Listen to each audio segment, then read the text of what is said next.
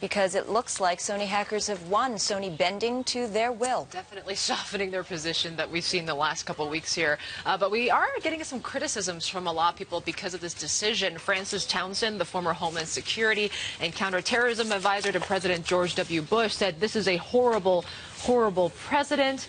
But again, this is fallout from all these huge U.S. cinemas that decided to pull out of this release on Christmas Day. The New York premiere was canceled in New York overnight. Yeah. But you're talking about AMC, Canada Cineplex, Regal Entertainment, Cinemark Holdings, Carmike Cinemas.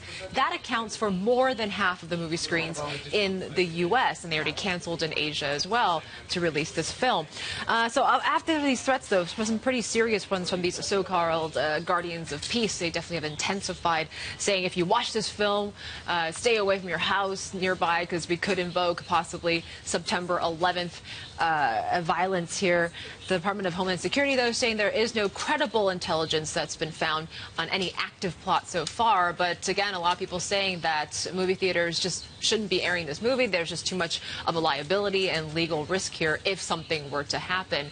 And Sony did release a statement, too, saying that they did respect the decisions from these movie theaters, saying, you know, you have every right to protect the safety of your customers, saying we respect and understand our partner's decision and, of course, completely share their interests there of protecting their customers as well. So overall, they said movie theaters, you can go ahead and make this decision yourself. That's what Sony said yesterday already.